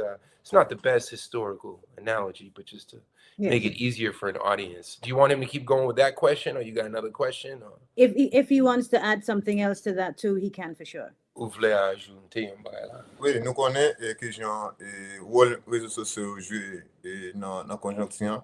Et bien que nous-mêmes, dans l'année 2018, par rapport avec la mobilisation qui était gagnée en 2018, c'est avec les outils réseaux sociaux que nous avons utilisés comme groupe et catégorie jeune. Mais je veux dire, les gens qui sont présents sur les réseaux sociaux, c'est des gens qui ont fait propagande et gang terroriste vivant ensemble. C'est eux-mêmes qui sur les réseaux sociaux, c'est une catégorie diaspora qui ne comprend rien de réalité avec Haïti et qui a parlé des réseaux sociaux, qui a manipulé et un ensemble d'informations, qui a manipulé un ensemble d'idéologies qui gagne en Haïti. Ça veut dire vraiment difficile, je veux dire, pour un Haïtien qui comprend la réalité pays et à utiliser la radio par rapport avec manipulation, avec propagande, pouvoir en place, mettre et gens yo monétiser les médias traditionnels yo, mais tout les réseaux sociaux sont vraiment fragiles, non seulement présence monde qui sous là-dedans, mais une grande majorité c'est des gens qui pas comprendre rien et qui a cherché faire zin sur les réseaux sociaux. Let me get that last word because I'll forget once I get there. Social media is not all bad. In 2018, when we had the massive uprising in solidarity with Venezuela and all the money that was stolen from us, we, the youth, of course, used social media. But today, social media, and we just saw Larry Ellison and the Zios take over TikTok. Yeah. They use it to brainwash us. They use it for propaganda. So unfortunately, a lot of Haitians who've been forced out of their country for a generation, 2, 3, whatever it is, they call them diaspora. A lot of Haitian Americans and Haitians in France don't understand what's really happening because they've been manipulated and they've been cut off from a true stream of information at home here in Haiti, and ideologically they become real confused. So it's a real struggle for us, and that's why we're here today using your platform to try to get out another message, because in the words of Fidel Castro, the greatest struggle is the struggle for ideas, or the battle of ideas. So it's a propaganda battle, and these things are very fragile. If we say the wrong things across if we say the truth across Haiti, which the gangs and the U.S. consider the wrong things, we can be assassinated like so many others have been. We receive threats all the time. But it's unfortunate because this means that often the truth falls and gossip triumphs on social media when it should be the opposite. Thank you for that. My next question is, what is the real solution Haitians want? Qui solution voye qui gen qui peuple haïtien vle? Bon, c'est un contexte qui est vraiment difficile. Nous connaissons meilleure façon et population haïtienne nan, ou bien quel que soit peuple dans le monde nan, qu'on participe dans l'exercice et prend l'État, c'est à travers l'élection. Mais nous connaissons Haïti et 2026 nan, et a fait 10 ans depuis pas jamais une élection qui est organisée en Haïti. Et ça veut dire processus populaire qui c'est élection pour population à participer et mais il y a 10 ans depuis nous pas organiser l'élection. Mais tout nous connaît et qui gens et population haïtienne nan, et majorité population haïtienne nan dans camp réfugié. Je veux dire et Port-au-Prince qui c'est downtown et Haïti et il y a environ 1 million 500 000 personnes qui quittent Caillou. Et là n'a parlé des questions élections tout. Nous connaissons 4 départements qui vraiment représentent 60% électorat, qui c'est la Tibonite, qui c'est Plateau Central avec l'Ouest. Je veux dire 80% espace contrôlé avec gang yo. Mais c'est pour un bagage comme ça tout. We need hours and hours, Nikki. We're just scraping the surface, but we can try to do a follow-up at some point. But I would like that. in terms of solidarity and solutions for Haiti, well, what he says is if we were allowed to have true elections, truly free elections, of course, the masses, enfranchised Haitians, we could elect our true leaders like we did in 1990 with Jean-Bertrand Aristide and again in 2000. But we haven't had democratic elections in over 10 years. They don't allow us to have democratic elections. And that's why they created this whole thuggery, the gang project, the terrorists, because they have displaced us. There's something like 1.5 million people displaced. Forget about the refugee crisis and how it affects the Caribbean. How does it affect Haiti? As I go across Haiti to at least to the spots where we don't have bounties on our heads and we can't be assassinated. People are displaced. They're uprooted. They're trying to live in Haiti wherever they can because they've been pushed out of their neighborhoods, specifically since 2018. So downtown Port-au-Prince, where all of these trench towns or ghettos or working class districts were, they no longer exist. And that's where we would have our electoral base. But how can you do that when your entire city in existence is occupied by terrorist US-sponsored gangs? Ça veut dire que c'est un processus qui est vraiment difficile. Et non seulement modèle élection qu'on organise en Haïti, c'est des modèles d'élection qui sont sous occupation. Et si on prend par exemple l'élection 2011 qui était by Joseph Michel Martelly et président, mais c'est Clinton qui était imposé et Haïti et président ça. Non seulement modèle élection pas jamais organisé pour vraiment peuple à participer, mais tout je dis et population et qui t'a supposé à participer dans l'élection tout est dans camp yo réfugiés par un côté priorité, mais tout gagne en décadence tout et sur question parti politique. Je dis par rapport avec représentation qui gagne dans conseil présidentiel là, et c'est tout secteur, classe économique, classe politique, société civile et qui participent dans le processus et conseil électoral provisoire. Mais nous connaissons que les peuple haïtien sont peuple qui fort et nous avons toujours cherché des alternatives et pour nous garder qui ont été retirer le pays et en bas main et impérialiste américaine. C'est tout un processus, malgré nous connaissons les difficiles par rapport avec gens, ils ont gangsterisé espace et qu'on a habitué à faire des résistances et pour bien-être et collectif peuple haïtien. All right, he's saying that for so long now, why have we Haitians had to have elections under occupation, under colonial occupation? We don't want to be colonized no more. We freed ourselves in 1804. Take, for example, 2011 with Michel Martelly, that's the former president or dictator, truthfully, in Haiti, a high-level gangster who Hillary Clinton flew there, and the Clintons put Michelle Martelly into power in 2011. How could we ever have elections now? Most of us live in displacement camps. We're homeless. Our homes have been burned down. But you have all of these little corrupt political parties running around in a colonial circus trying to get funds from Washington. That's what this presidential council is. But the masses are excluded. But no matter how excluded we are, no matter how much they try to disempower us, we keep fighting. We remember the long history of our ancestors across the Caribbean who have fought, but what they've done is they have gangsterized our country, and that means that it's only millions of dollars and millions of GUNs that speak for us. It's nothing like democracy, and this has all occurred under the tutelage of Washington, D.C., whether it's Biden or Trump. Can you just tell Azaid that my earlier statement, I think a comment or a question, when I mentioned the perception of our Haitian brothers and sisters, I'm having this interview with him for the very first time. I'm not able to understand the language that he's speaking, but when you translate, his language is so eloquent. His words, his diction, clarity, everything is exceptional with regards to his understanding of geopolitics, understanding of the political landscape, the expectations. And I want to say that this here and your presence dispels that social media narrative of our Haitian brothers and sisters, especially our Haitian brothers, and how the media and people view them. Oui, nous bien contents et nous bien contents et jouer une plateforme ça et par rapport avec qui gens y a manipulé l'information et en Haïti, c'est comme si conseil présidentiel qui vient là, c'est tout haïtien qui veut, non, tout haïtien pas veut. Et non seulement tout haïtien pas veut, je dis un peu haïtien a subi agressivité et groupe gang qui instrumentalisé par international là, je dis et plus passer 1 million d'armes en circulation en Haïti, Haïti pas fait ça.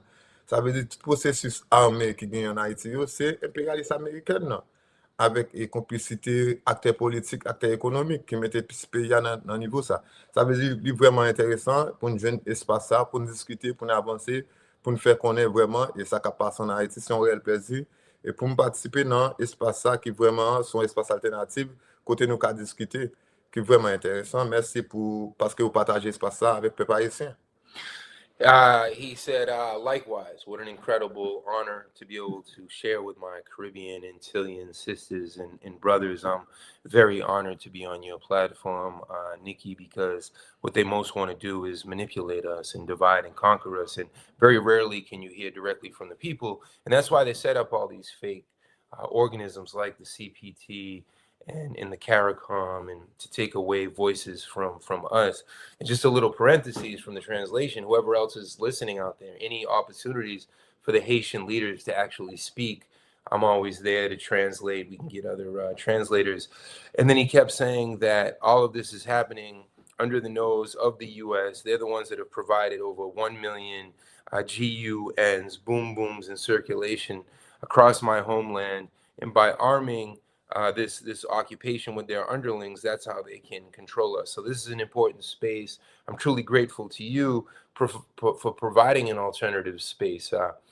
So I see it's almost 8 a.m. here in Haiti. How are you doing on time? Don't worry, I have to run out to get lunch just now, but I want to stick a few more questions in. This question I'd love for Azaid to answer is what, and even you too, Danny, you can add some clarity on it. What does regional instability mean for small islands like Antigua, Barbuda, St. Kitts, and Dominica, and so on? Como si pa gen instabilite, como ki impact sa ka genye la nan lot si zile, Caribla, St. Kitts, St. Vincent? Bon, depuis pas de stabilité, nous connaissons une principale question moun kap kou qui était Haïti, c'est parce qu'il n'y a pas de stabilité politique, pas de stabilité économique. Et ça va le possibilité pour un peu l'Haïtien à quitter Haïti pour aller vers le pays dans les Caraïbes.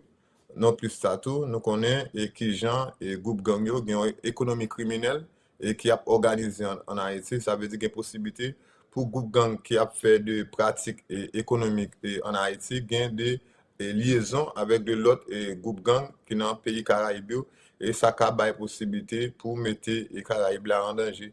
Ça veut dire son nécessité et pour l'autre peuple yo, faire solidarité avec le peuple haïtien pour yo et couper fâché avec et activité économique criminelle et cap mené en Haïti. Laisse ça haïtien obligé quitter rester la caillou pour yo vivre dans tout bien-être. Let me just get the last words. Okay. Yeah, regional instability is a huge consequence of this because we don't want to flee our homelands. No one wants to leave a homeland that they love, like Haiti. But if you deprive us of all political and economic stability, if you arm these gangs to harass us and uproot us, what choice do we have? And for everyone interested in Caribbean unity, we have to look at the other criminal elements that they empower and embolden across the Caribbean. How many smugglers and traffickers? It's a lie to think that this is somehow independent of the U.S. government's will, as if somehow mysteriously 1 million U.S. boom booms could just be leaked into the Caribbean. We know this is planned, coordinated. People are making billions of dollars. True pan-Caribbean solidarity means that we all work together and we coordinate so that Haiti is not this forgotten, neglected country, because at the end of the day, we don't want to be uprooted. All we ever asked for was to be able to live with wellness and peace in our M'a home. pas ajouté un bagay. One thing I want to add. Et li pral un prétexte pour gens États-Unis avec l'administration Trump et faciliter et invasion et dans la mer Caraïbe là, ça prend un prétexte pour yo militariser et dans la mer Caraïbe là, nous connaissons que gens et gouvernement Trump ça à battre pour lui mettre plus base militaire et dans le monde là, ça veut dire ça prend un prétexte sur base que pas gain conditions de sécurité et en Haïti représente un danger pour Caraïbe là, il va prendre prétexte pour mettre en base, gens nous connaissent manœuvre il a fait pour occuper et pays en Amérique latine, surtout pays en Amérique, que gens et gouvernement Trump là a battre pour faire invasion militaire dans une série d'espaces qui est vraiment stratégique. Ça veut dire instabilité Haïti a bail possibilité pour yo faire activité ça. He's breaking down the destabilization and how it then provides the very forces responsible for the destabilization, the Trumps and the Bidens. Then it gives them, then they isolate that destabilization through the media and they say, well, look at the Haitians. The Haitians can't govern themselves. And then what does that justify? That justifies then more invasion, more militarization, more U.S. bases in Puerto Rico. When they attacked Venezuela, they attacked from 20 different military bases in the Caribbean, in Puerto Rico, in the Dominican Republic, in Panama, and then 9 bases they have in Colombia. So the media creates this excuse and this pretext where they say Haiti is the danger, Haiti is the danger. We're not the danger. The danger is the Trump invasion and the people who are manipulating us, but it's a strategy to destabilize us. By destabilizing Haiti, they destabilize the entire Caribbean. And you know, Nikki, I've long been thinking too, and I've done this in the past. Maybe it's time to do it again, because I try to go to Haiti as much as I can just to get the word out, because most people are afraid to go to Haiti. They don't speak the language. We could do a series of classes as well. I would love that. To have more Haitian leaders speak. And I've been brainstorming about what a series of 5 to 8 classes could mean, so that students then could, you know, because this is a little bit rushed, but I would love that. And we can talk off air on it. And we can schedule the time. I know the morning is very early for you, for you to wake up. The morning is very tight for me, around 1 o'clock. And we can set a special time and do a special live, whether on a Monday or a Wednesday, and run it for a couple of weeks, even if we have to do it live so we can get the interaction and the questions, you know. And by then, Danny, I need to be able to speak the language. I don't want to be sitting here looking all cute and nodding my head. Okay, Danny, I want to be able to answer and make a statement and an intro in the language. Yeah. Well, it took me 28 years. Maybe it'll take you 28 days. Good luck with that. I'm Nikki Phoenix. 28 days is good. La So two more questions.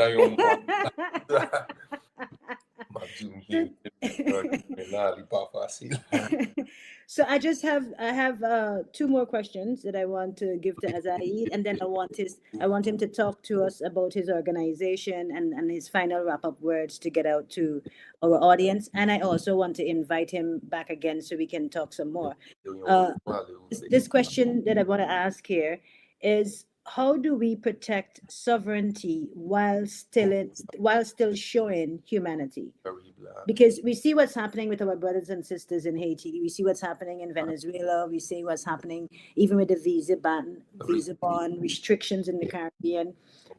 Everything that's happening to our African brothers and sisters, our skin color, our hair. And if we want to be honest, we're all in our various, whether 108 square miles to Antigua, Barbuda, Guyana, Jamaica. How do we protect, as in the small islands and these countries too, how do we protect sovereignty while still showing humanity, especially to this case and this situation that's happening in Haiti? Bon, j'aime dire là, c'est ça ou la solidarité là, parce que nation haïtienne là, son nation qui est établie sous solidarité peuple avec peuple.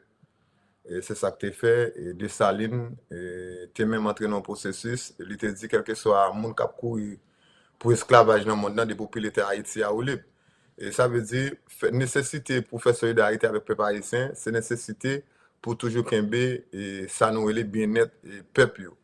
Ça veut dire, Haïti, c'est un modèle lié dans le monde, sur question bien-être et collectif, sur question un peuple qui bâtit sous principe tout le monde c'est monde. Ça veut dire depuis yo connaît yo atteindre Haïti qui c'est modèle et souveraineté, modèle liberté bien-être pour tout le monde. Ça veut dire casser toute dynamique l'autre peuple qui besoin faire des résistances. Ça veut dire son nécessité pour nous toujours faire solidarité avec le peuple haïtien. Faire solidarité avec le peuple haïtien, c'est faire solidarité avec projet liberté bien-être que Dessalines a demandé pour tout le monde dans le monde là. As I was saying earlier, people-to-people solidarity is such a necessity. We are the sons and daughters and the grandchildren of Jean-Jacques Dessalines, our freedom fighter, our liberator, and the Haitian people who liberated themselves. And our revolution wasn't just for Haitians. Our revolution, as Jean-Jacques Dessalines laid out in the Constitution, was for all people fleeing slavery and exploitation. We want all people to be able to enjoy our historic model of freedom and economic and social benefits for everybody. Nobody is better than nobody else. We shouldn't be living in a world where some people are still enslaved and others live as slave masters. So it's about communication and support, and we want to support you all's struggles as well. So how can we continue to work together? Oh, that's excellent. So I want to give one more question. I would like Azai to take the opportunity on the platform to send his message from his organization to CARICOM and to Caribbean Prime Ministers.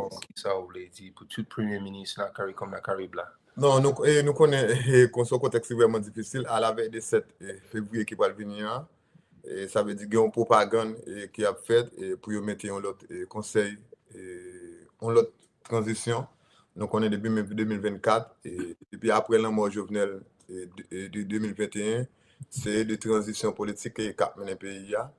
Et ça veut dire qu'on a l'autre processus là, côté les États-Unis abattent et a fait toute manœuvre pour lui imposer le pays à l'autre transition. Je dis à nous-mêmes, oligarques, nous là, nous avons fait solidarité malgré les difficultés parce que nous-mêmes, membres oligarques et qui en Haïti, c'est des gens qui vivent dans un camp réfugiés avec un peu de difficulté, mais ça n'a pas empêché nous toujours de travailler ensemble avec les catégories, les gens qui sont mal, les ouvriers, les paysans, les gens qui sont dans la même couche ensemble avec nous, les gens qui sont dans le quartier populaire ensemble avec nous. Et ça veut dire que c'est un processus qui est vraiment difficile. Et par rapport à la menace, et nous-mêmes, nous avons subi, et camarades qui ont subi dans Port-au-Prince, je dis, moi-même, qui fait me parler là, c'est parce que qui fait me parler dans le pays. Mais c'est vraiment difficile pour un camarade qui est en Haïti à parler, je m'en parler là par rapport à la pression qui posée sous eux, par rapport avec manipulation, ou bien par rapport avec répression que le groupe gang ou bien acteurs politiques ont fait sur catégorie moun qui veut porter notre parole et en Haïti sur ça qui passe qui cap bay vraie réalité et pays d'Haïti.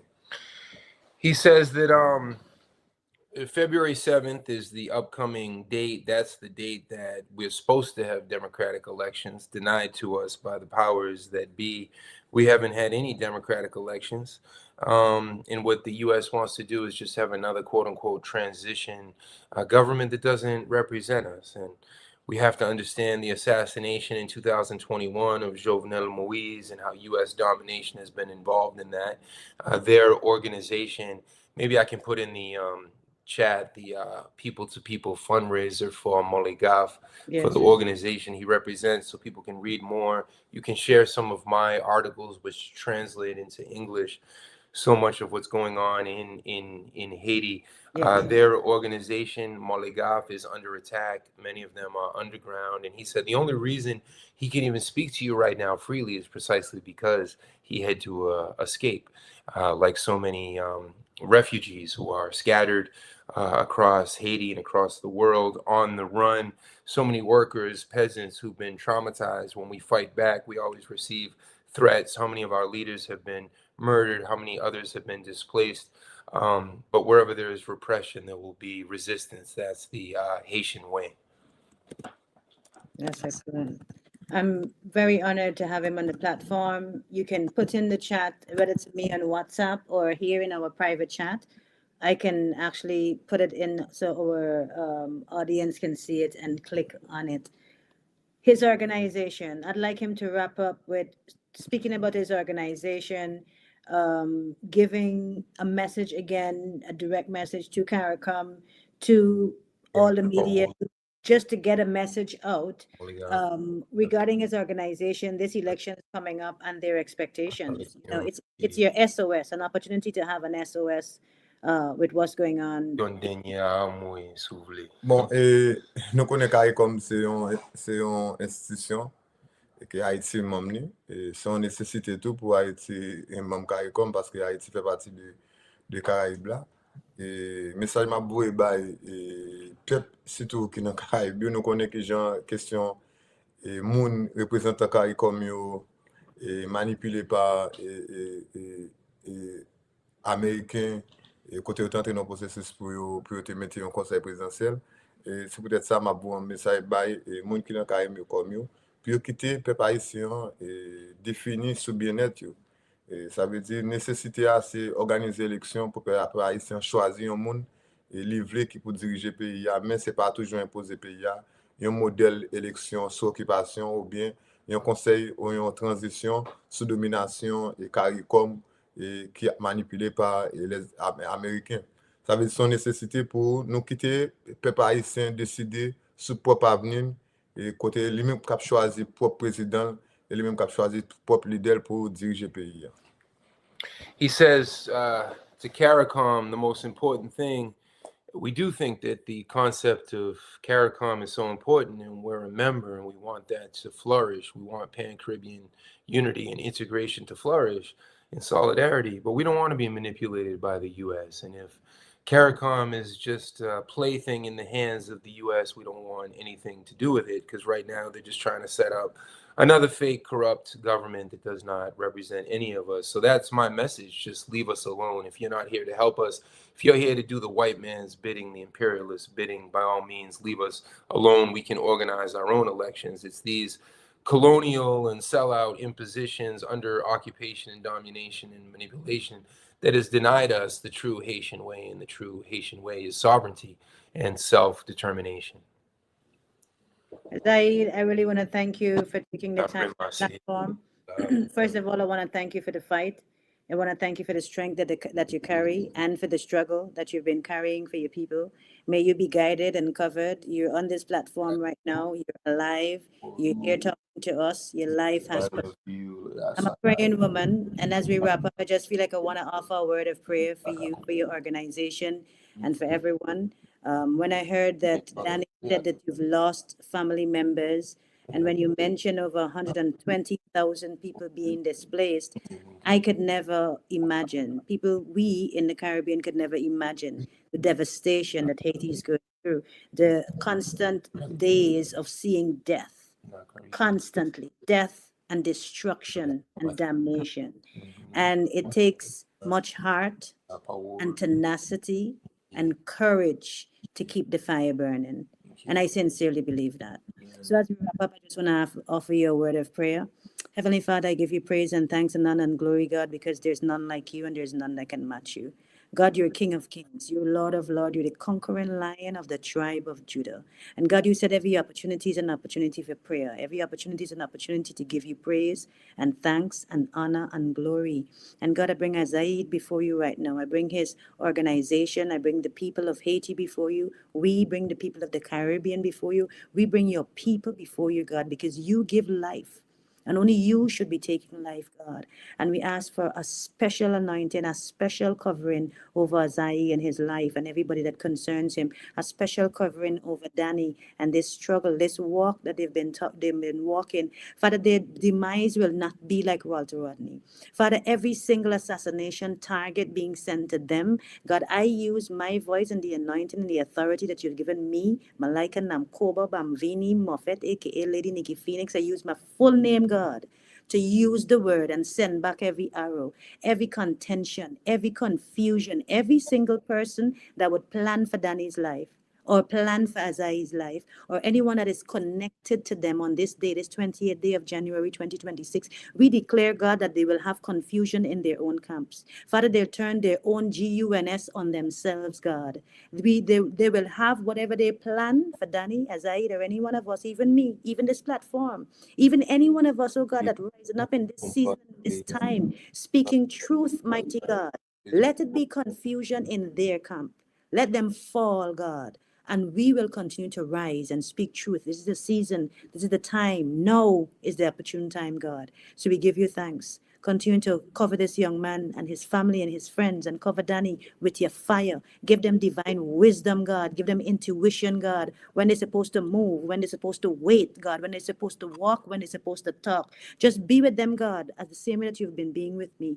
Thank you for this opportunity. Thank you for this doorway, God. And may this word, this conversation, may everything get to where it needs to get to, God, and break the heavens open. This is our prayer. In the name of the Most High God, we shall let the words of our mouth and the meditations of our hearts be acceptable in thy sight, O Lord, our strength and our Redeemer. Amen. Aibobo, Aibobo. Merci pour le Thank you, fond thank qu'on you. a parlé. We'll talk again soon, and thank you. And Aibobo is how they say like amen in the African way, in Yeah. the Vodouizan tradition in Haiti. And there's so many layers to peel back. The language, the spirituality. Haiti is completely misunderstood. Just for fun, we should take someone, who speaks French to try to understand everything he just said. They'd Yeah, understand a wouldn't. few words, but You see, I got like when he said criminal, I get yeah, that, yeah, yeah. and then when you say the it's either como you said como is a bit of Spanish, isn't it? Como and that's a bit of Spanish. Como ye, how are you? Como ye. There's Yeah, something. and como is Spanish. Like how are you in Spanish? Yeah, there's Remember? Spanish, there's English, there's French, the colonial language are kind of superimposed Mm, within this African syntax. It's fascinating. it's beautiful. Do you remember when we were in Venezuela? It's just pure Spanish, and in the 10 days I had to learn Spanish. Like in 10 days, I left Venezuela speaking Spanish. If you ask me now, I don't know nothing. So we got to get you to Haiti. You'll pick it up real quick. Oh, tell me in 28 days or less, I got this. But Danny, I'm beyond grateful for your time. I'm beyond grateful to even know you and to be aligned with you on this mission of truth, honesty, and integrity. No bias, no agenda, just facts. Awakening the sleeping giants. That's how important it is. Because if you don't know where you're coming from, you have no idea where you're going. And it is very difficult for us as a people to constantly operate in darkness. What is that? Haiti and Palestine together, just making the Oh, I'll international. send you. I'll send you my PO box so I can get a copy for myself. I want my own. I'm just saying. We'll do a fundraiser for the Haitian comrades. Yes, we should. So, Danny, I look forward to us talking about this class that we're going to do. And make it in depth. Give articles, give excerpts what we need to read and know. I think that this particular year and the years moving forward, because you spoke about social media and TikTok and the whole propaganda with the whole social media propaganda that's happening, it is important for people not to believe what they see, but what they know. You know, and when you pick up a book and you read and you do your own comparison, your own analysis, you get to that point where you're going to know. And that's why I'm very happy to be connected with you. And I want to invite you back on the platform. I want to invite Azaid back on the platform. By then, I must be able to have an intro. Okay. And I must be able to make a joke. Just like give a little joke so he can give a little chuckle. And, oh, you know my language. Danny, take care.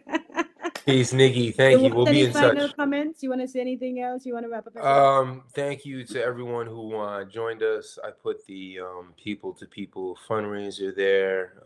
I tried to move quick in the beginning just to give as big an overview as I can. Hopefully, in the future, there'll be an opportunity where we can ground together, meditate together, and listen to all of the different questions, comments. I see here Jamel says, my only concern was who the government in the U.S. who were in charge on the assassination of the president of Haiti. Yeah, it was the DEA, it was the CIA, it was 18 Colombian paramilitary mercenaries contracted by different private security firms who assassinated Jovenel Moise on July 7th, 2021. And I was in Haiti during all of that. There's so many layers to the labyrinth of colonial oppression against Haiti. So I hope your people across the Caribbean diaspora back in the homelands took something away from this today. Haiti is the most forgotten country in the hemisphere, and is a revolutionary in the spirit of John Brown and so many of our martyrs, Nanny the Maroon, and so many others that we've mentioned today. I've seen it as a cause, a calling, because people don't speak this language, and most people say that the Haitian language is not even a language. They don't even give it credit for being a language because of the racism and the internalized racism. So I think today was a good, introductory session. I'll come back and read the different comments because I want to see how people responded, what they learned, what other questions they have. If you follow me at Prof. Danny Shaw, on all of these ruling class owned social media outlets, but I get out a ton of information no matter how censored we are. And Nikki, the moment we start to reach millions, that's when they come in and censor us. In the case of Haiti, assassinating comrades. In our case, in the US, it's not always assassination, though in Minnesota recently it has been executing people who are standing in the streets. But the censorship in my country, in the US, is out of control. It's a very anti-democratic country. So don't believe the hype. Keep fighting against the Trumps, the Elon Musks, and these billionaire egomaniacs, sadists, and narcissists. Facts, man. Can I tell you that my platform, I've been having issues with my platform since January started, like with the first 2 weeks into January. And when we started our interview just now, after a few minutes of me starting to talk, I saw the same thing happen again. And I didn't say anything because I'm quite aware, that we're being watched, we're being monitored. This is being recorded. So I think whenever I come live, a few minutes after, something happens and then there's a freezing on my part.